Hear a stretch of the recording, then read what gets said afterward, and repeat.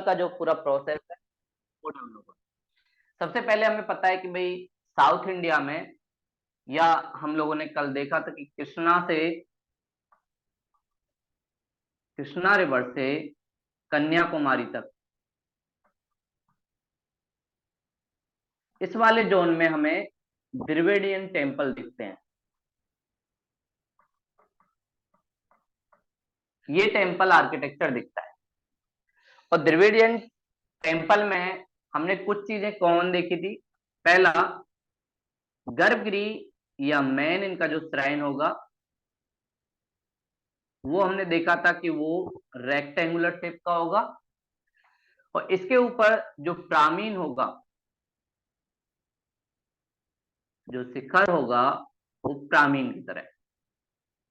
ये चीज भी हमें कॉमन दिखती है साउथ इंडिया टेम्पल में।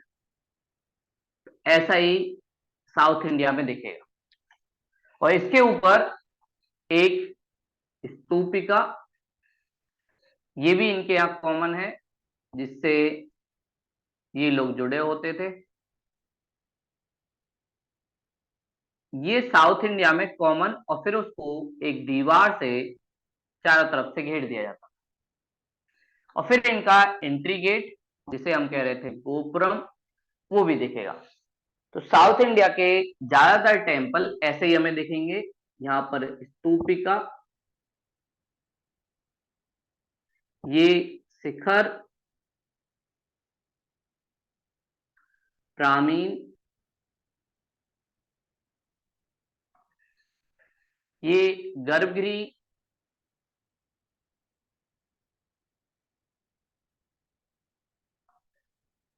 और ये पारकोटा, कोटा वॉल, और ये गोपुरम। ये सारी चीजें कॉमन हमें साउथ इंडिया के टेम्पल में दिखेंगी, द्रविडियन टेम्पल।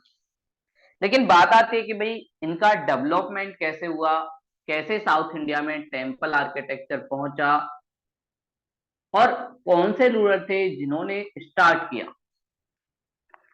तो साउथ इंडिया में बहुत सारे रूलर, चाहे संगम एज की बात करें तो उस टाइम चोल, चेर और पांड्या, और फिर उसके बाद मिडेवल हिस्ट्री में विजयनगर एम्पायर, ये सारी चीजें आपको दिखेंगी।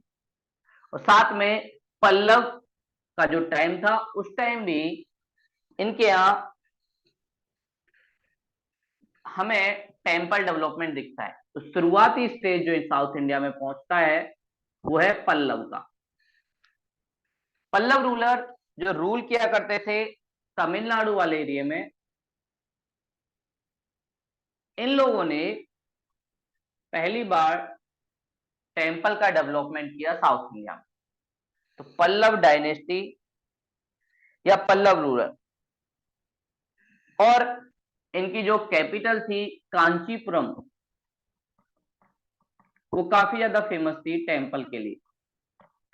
वहां पर इन्होंने बहुत सारे टेम्पल डेवलप किए। और पल्लव से आगे चलकर इसी एरिया में चोला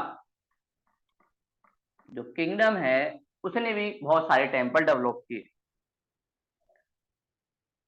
सबसे पहले हम जानेंगे कि भाई क्या क्या चीजें पल्लव डायनेस्टी के टाइम हुई, अलग अलग स्टाइल के जो टेम्पल हैं वो कैसे डेवलप हुए। तो पल्लव डायनेस्टी के टाइम पहला काम तो इन्होंने ये किया, पहले जो वुड से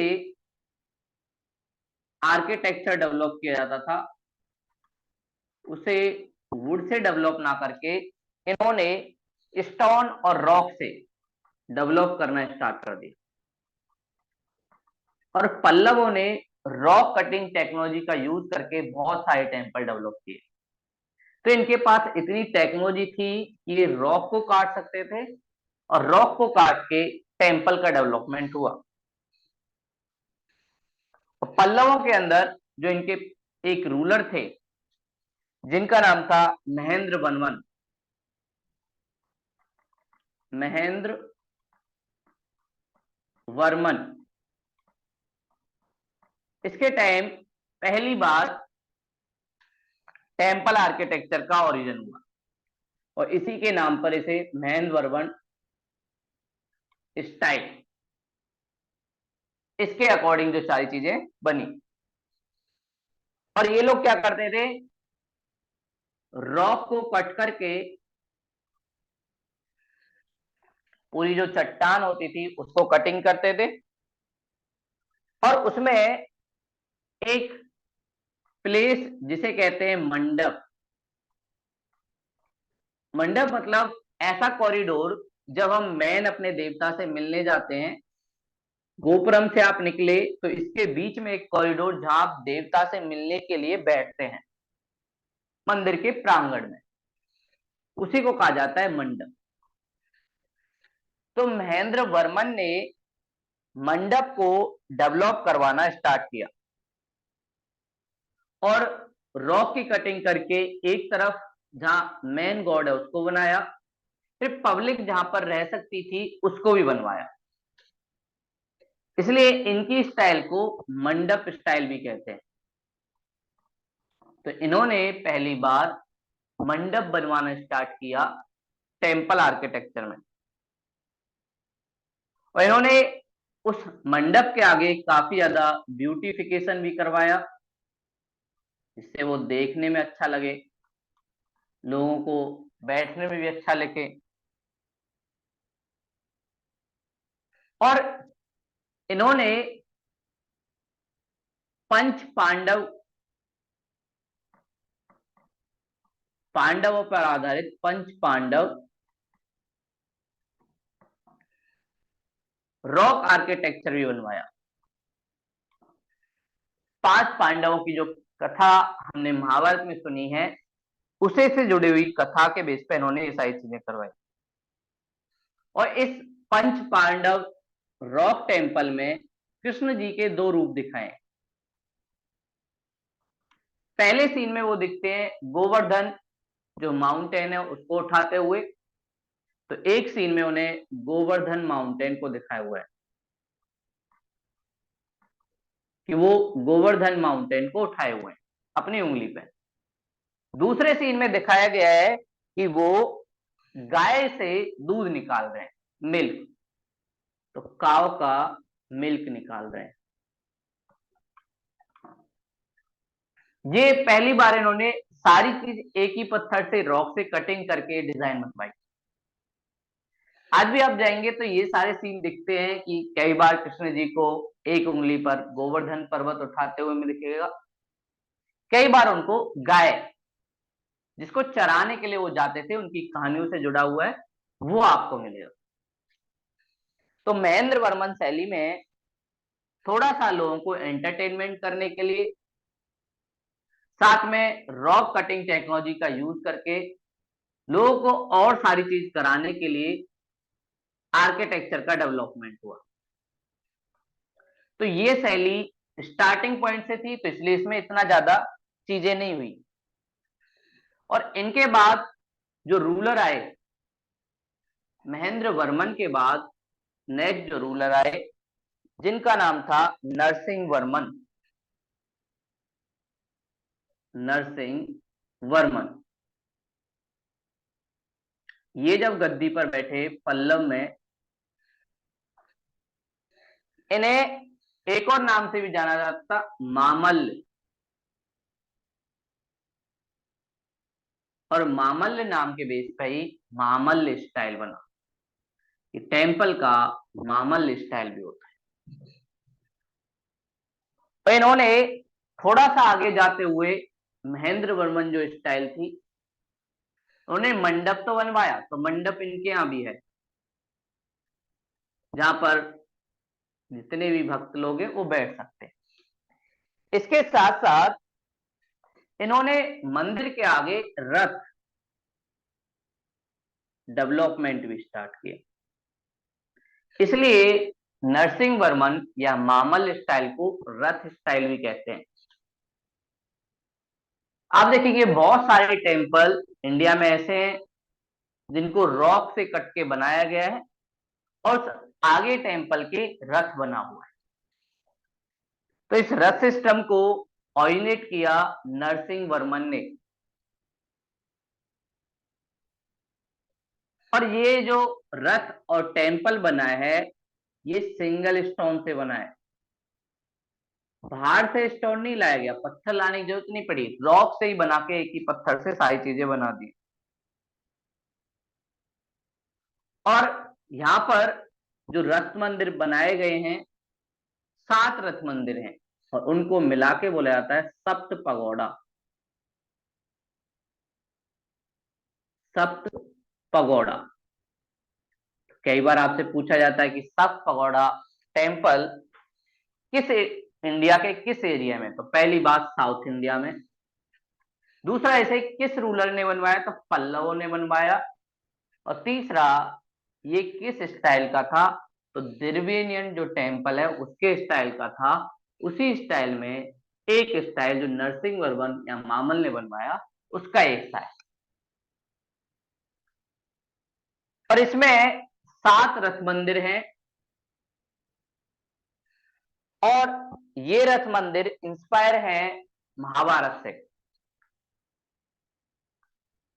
जिसमें युधिष्ठिर रथ जो 5 पांडवों में सबसे बड़े थे उनके नाम पर बनाया गया। साथ में अर्जुन काफी ज्यादा फेमस थे, उनके याद में बनाया गया। भीम रथ जो काफी बलशाली, उनकी याद में बना। और द्रौपदी,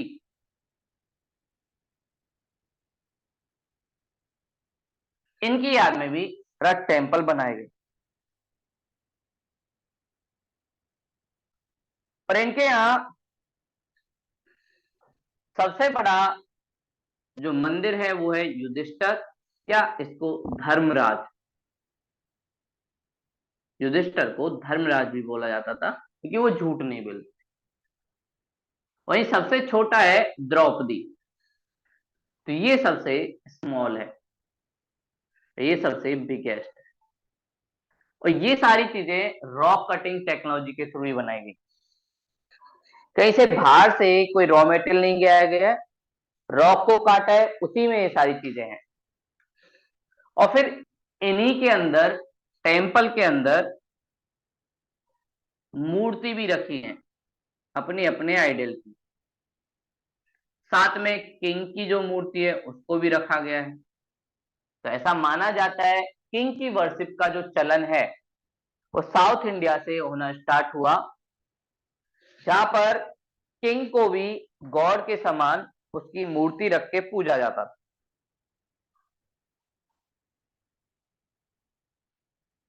और इसका एक सेंटर जो सबसे ज्यादा फेमस है महाबलीपुरम, साउथ इंडिया में एक एरिया महाबलीपुरम, ये तमिलनाडु में आपको दिख जाएगा।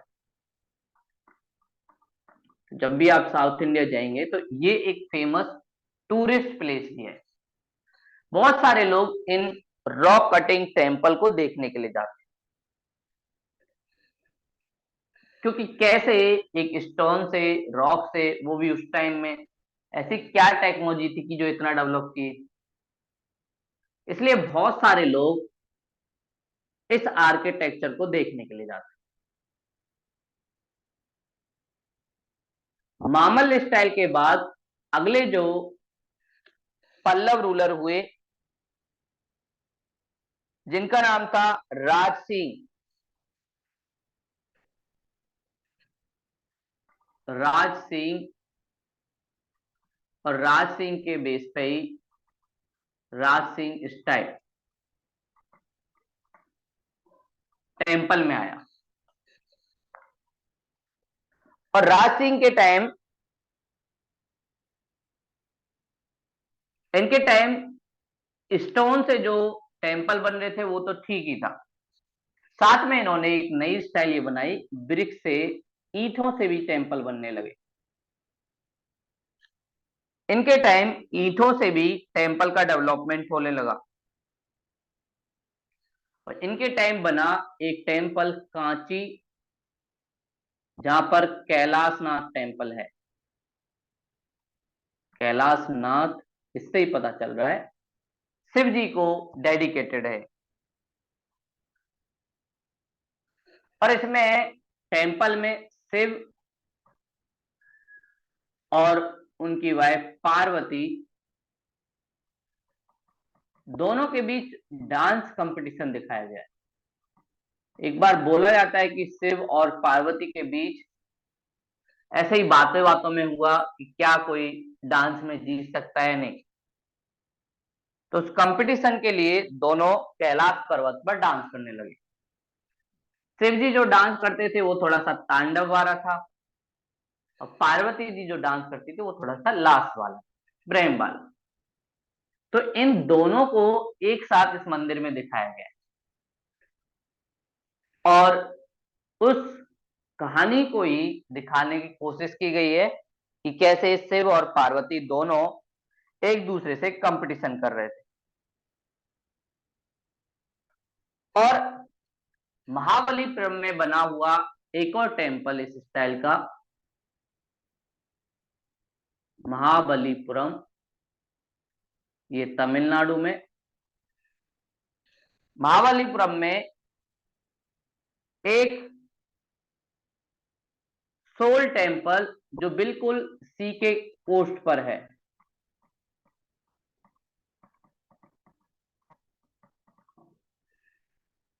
जो सूर्य देवता को डेडिकेटेड है, वो भी हमें यहां दिखता है। और फिर उसके बाद एक और रूलर नंदी वर्मन,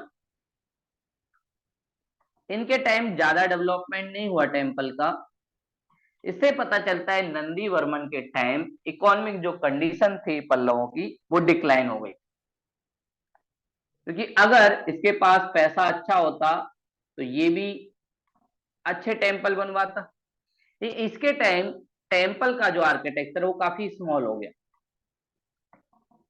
हमें टेम्पल बनाने की स्टाइल ये भी बताती है कि उस टाइम इकोनॉमिक कंडीशन कैसी थी, सोशल कंडीशन कैसी थी।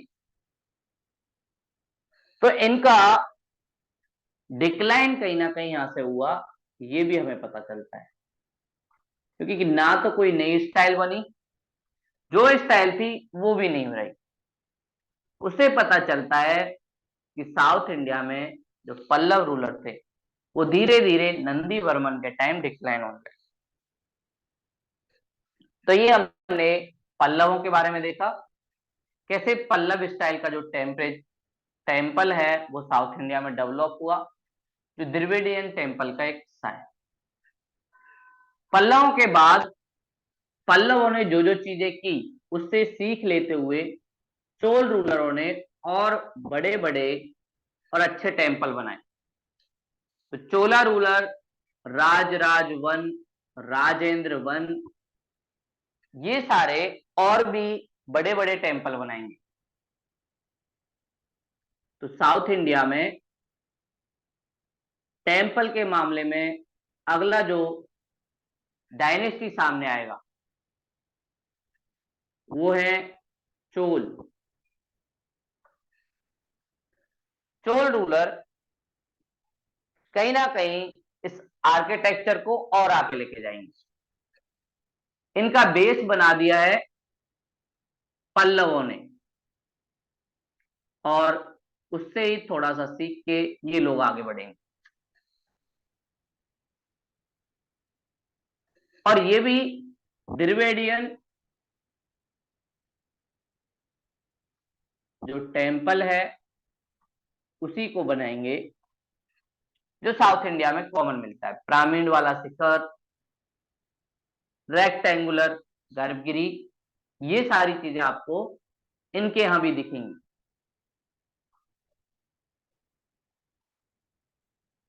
और चोलों ने 10 से 11 सेंचुरी के बीच रूल किया साउथ इंडिया में, और इन्हीं के यहाँ बड़े बड़े पिरामिड वाले शिखर, जो हम टेम्पल आर्किटेक्चर में शिखर देख रहे थे, उसका डेवलपमेंट चोला एम्पायर से होता है। और शिखर से पता चलता है कि कितनी ज्यादा इकोनॉमिक स्ट्रेंथ है किसी रूलर की। तो सबसे पहले प्रामीण शिखर का डेवलपमेंट चोला ने किया। चोला रूलरों को ये सारी चीजें दिखती हैं, और इससे पता चलता है चोला जो रूलर थे वो इकोनॉमिकली काफी स्ट्रांग थे। साथ में जो एंट्री गेट था गोपुरम, उसको भी बनवाना इन्होंने स्टार्ट किया। तो गोपुरम के डेवलपमेंट की शुरुआत भी इन्हीं के टाइम से हुई। इससे पता चलता है कि चोला जो रूलर थे वो कितने ज्यादा इकोनॉमिकली स्ट्रांग थे। और इनके कुछ फेमस टेम्पल जो आज भी इनके आर्किटेक्चर को दिखाते हैं। एक फेमस टेम्पल तंजौर में, चंदौर एक प्लेस है तमिलनाडु में, इसके बारे में कई बार मैच द फॉलोइंग करने के लिए पूछा जाता है। तंजौर में इनके रूलर राज वन ने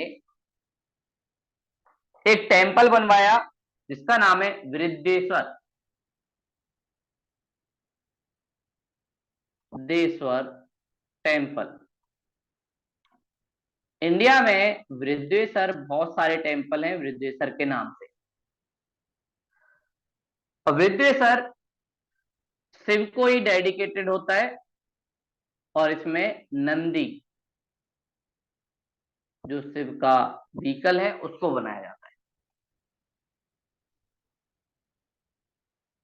आगे चल के नए रूलर राजेंद्र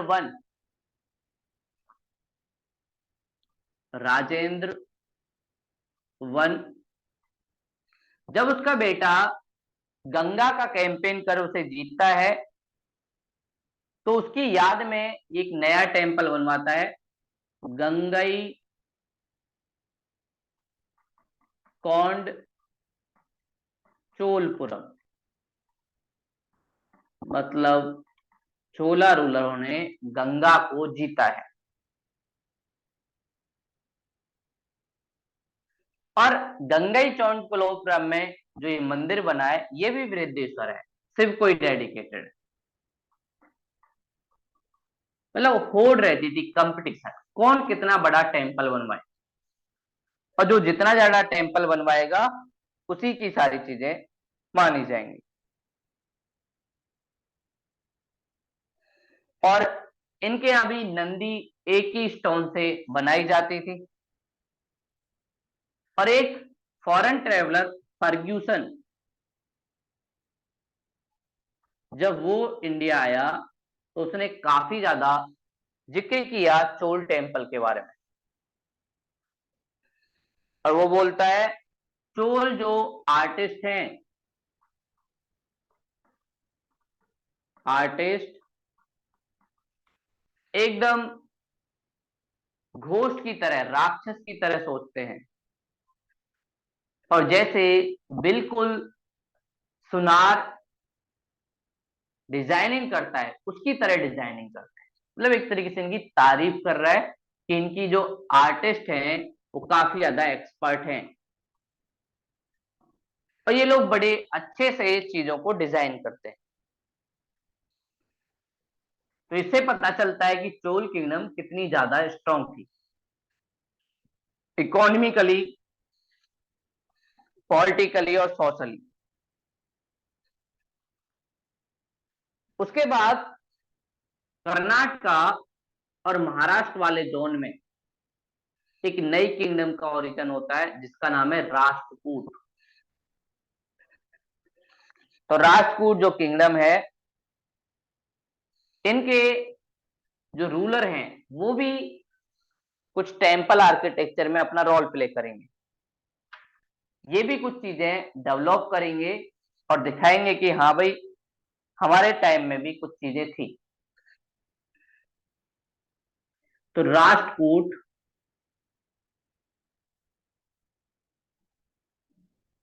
जो उस टाइम दिखाई देते हैं। इन्होंने भी अपनी आर्किटेक्चर डेवलप किया और इन्होंने भी रॉक कटिंग टेक्नोलॉजी पे ज्यादा फोकस किया, क्योंकि महाराष्ट्र में बहुत सारी रॉक आपको मिलेंगी और कुछ फेमस रॉक जो हमने सुना है, अजंता, एलोरा, ये सब राजपूत ने डेवलप करवाई। तो इनके एक रूलर कृष्ण प्रथम फर्स्ट ने एलोरा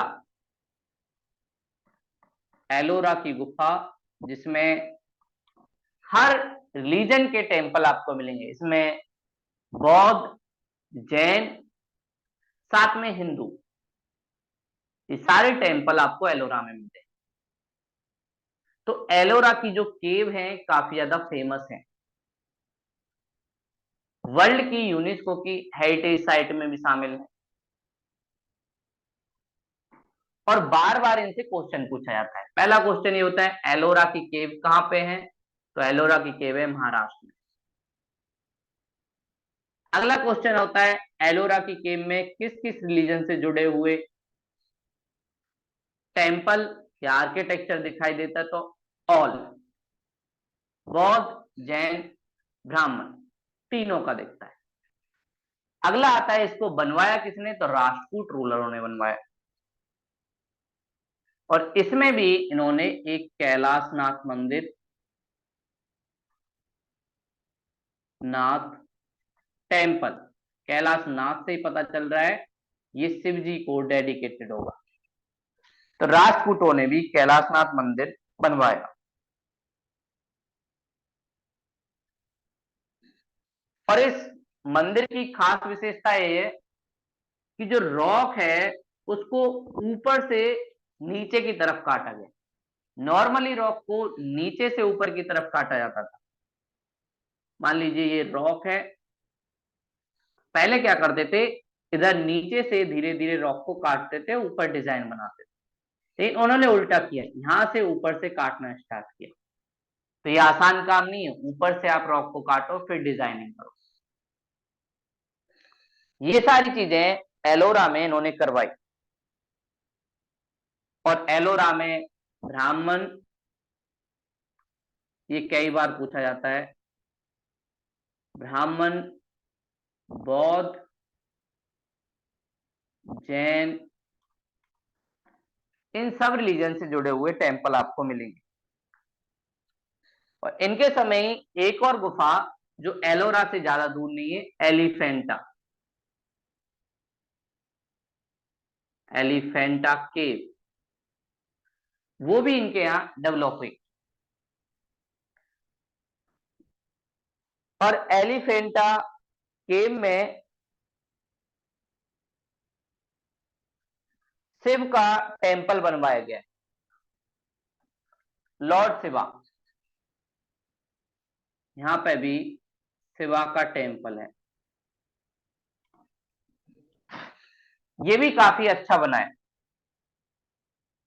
और इसमें शिव की एक मूर्ति है और उस मूर्ति में शिव को बर्थ देने वाला, डेथ देने वाला, मतलब शिव जी जनक भी हैं, साथ में मारने वाले भी हैं और साथ में केयर करने वाले भी हैं, वेलफेयर। ये तीनों जो हिंदू मिथोलॉजी में चलता है उसको इन्होंने दिखाया है कि शिव जी कौन कौन है, कैसे कैसे चीजें हैं, वो सारी चीजें दिखती है। और साथ में इसी टाइम पे एलिफेंटा केव के अंदर एक मूर्ति ऐसी है जिसे अर्धनारीश्वर कहते हैं। आपने सुना होगा शिव जी से एक बार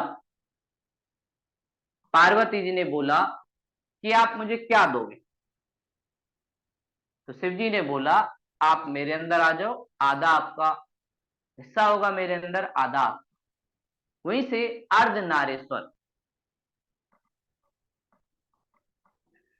शिव का जो रूप है वो दिखता है। तो एलिफेंटा केव अर्धनारीश्वर शिव के लिए काफी ज्यादा फेमस है। तो ऐसे इसमें हमें दिखाई देता है। अगले जो रूलर आए चालुक्य, ये भी कर्नाटका और महाराष्ट्र के आसपास, साथ में थोड़ा सा आंध्र प्रदेश, वहां पर रूल करते हैं। चालुक्य ने भी साउथ इंडिया में टेम्पल आर्किटेक्चर में कुछ अपना रोल प्ले किया। साउथ इंडिया में चालुक्य का भी रोल है, और इन्होंने कोई नई टेक्नोलॉजी डेवलप नहीं कर पाई। चालुक्य ने क्या किया, नागर स्टाइल जो नॉर्थ इंडिया में मिलता है प्लस द्रविडियन जो साउथ इंडिया में मिलता है, इन दोनों का मिक्स बनवाया, और इसको कहते हैं बेसर शैली, बेसर स्टाइल, टेम्पल स्टाइल। कई बार पूछ लिया जाता है कि बेसर टेम्पल स्टाइल में किस किंगडम के टेम्पल बने थे, तो चालुक्य के। और ये ज्यादातर डेवलप हुई कर्नाटक, इसलिए इसको कर्नाटक स्टाइल, टक स्टाइल के नाम से भी जाना जाता है। लेकिन इसमें कुछ मौलिक ऐसा कुछ नहीं है कि न्यू कुछ किया हो, तो न्यू क्रिएट कुछ नहीं किया, उन्हीं चीजों को कॉपी पेस्ट कर दिया। इनके जो सेंटर है उसकी बात करें तो एहोल जो कर्नाटक में है, वातापी ये भी कर्नाटक वाले एरिया में पड़ता है, और कर्नाटक में एक और सेंटर पदुकल, ये भी आपको कर्नाटक में दिखेगा। तो ऐसे इन्होंने अपने आर्किटेक्चर को बनाया, और इनके टाइम ही एक टेम्पल बना विरूपाक्षी, और ये जो टेम्पल है विरूपाक्षी, ये ऐसा ही दिखता है जैसा कांची का कैलाशनाथ मंदिर। कांची का जो कैलाशनाथ मंदिर अभी हमने देखा था उसकी तरह ही दिखता है, और इससे पता चलता है ये भी शिव जी को डेडिकेट, लेकिन उसकी कॉपी करने की कोशिश की गई है। आगे चलकर मिडेवल टाइम पीरियड में विजयनगर एम्पायर, जो मोहम्मद बिन तुगलक के टाइम फ्री होता है, और काफी ज्यादा फेमस एम्पायर है साउथ इंडिया का, जहां के एक रूलर कृष्णदेव राय का जिक्र बाबर करेगा।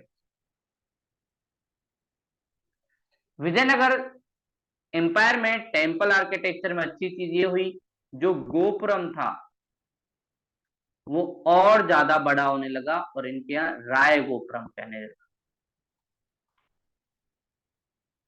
इसको बोला जाता है, विजयनगर एम्पायर को मॉडर्न इजराइल की तरह था, जैसे अभी इजराइल है ऐसे ही ये था। साथ में जो मंडप पल्लवों से स्टार्ट हुआ, उस मंडप को इन्होंने और भव्य बना दिया, और बड़ा एक तरीके से बना दिया, उसे कहा जाने लगा कल्याण मंडप। अगर आपने बाहुबली मूवी देखी हो तो उसमें भी बहुत सारे सीन विजयनगर एम्पायर के, विजयनगर एम्पायर कैसे था, क्या क्या चीजें डेवलप होती थी, वो सारे सीन आपको बाहुबली मूवी में दिखेंगे। साथ में इनके यहाँ अम्मन टेम्पल,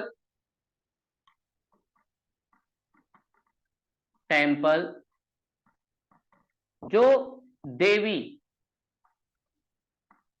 को डेडिकेटेड है, देवी की पूजा भी साउथ इंडिया में काफी ज्यादा की जाती है। और कुछ फेमस टेम्पल, एक तो कृष्ण देव राय जो काफी ज्यादा आर्ट एंड कल्चर पर जोर देते थे, साथ में तेलुगु लैंग्वेज को काफी ज्यादा फेमस किया इन्होंने। और इनके टाइम पीरियड में विट्ठल स्वामी मंदिर अभी भी फेमस है, विट्ठल स्वामी मंदिर, ये इनके टाइम बनता है जो काफी फेमस हुआ।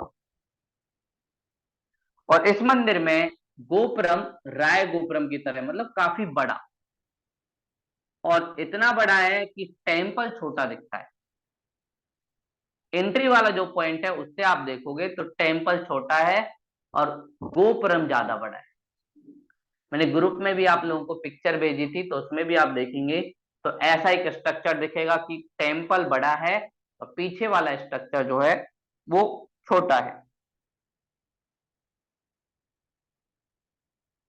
और साथ में ही इन्होंने कल्याण मंडप बना के उसमें बहुत सारे पिलर्स बनवाए,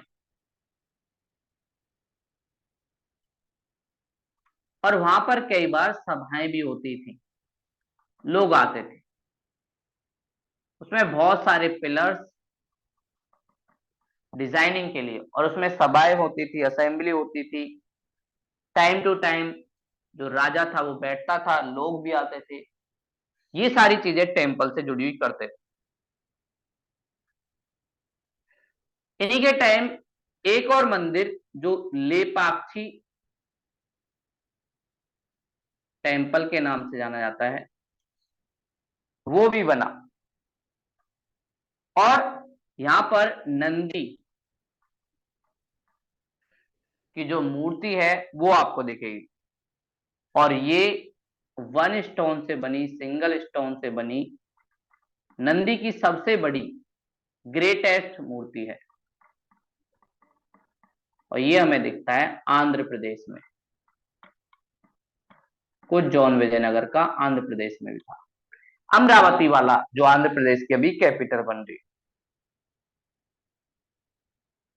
और लेपाक्षी में ही एक डांस हॉल भी बना है, डांस हॉल जो शिव जी के डांस को दिखाता है कि शिव जी जब गुस्सा होते हैं तो तांडव करते हैं, खुश होते हैं तो लास्य करते हैं।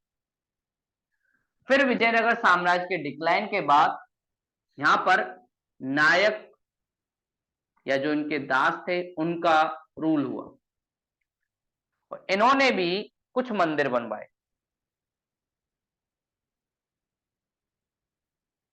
और इनके कुछ मंदिर काफी ज्यादा फेमस है। एक है सुंदरेश्वर स्वर टेम्पल, दूसरा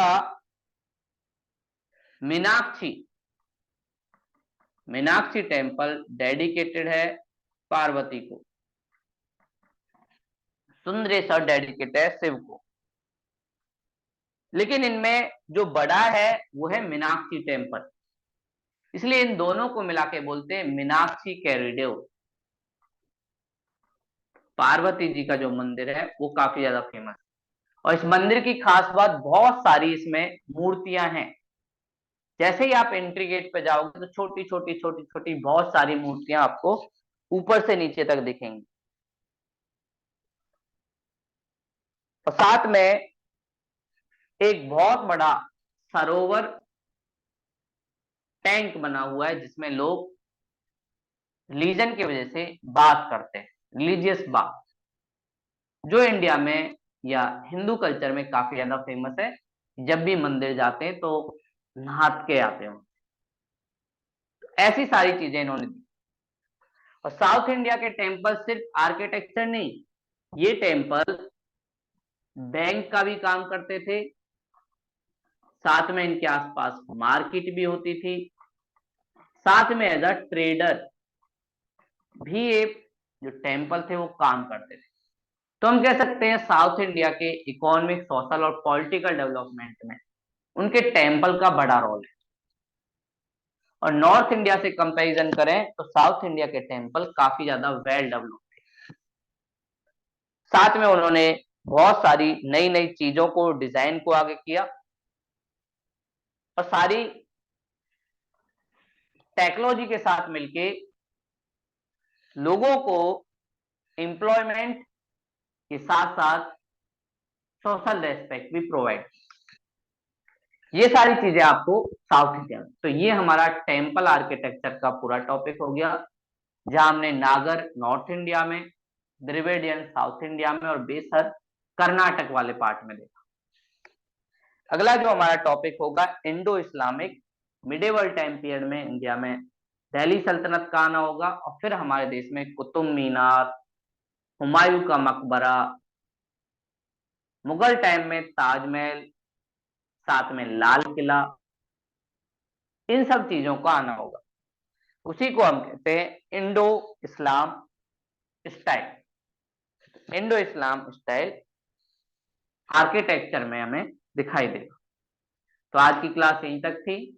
अगर कोई डाउट हो तो आप पूछ सकते हो।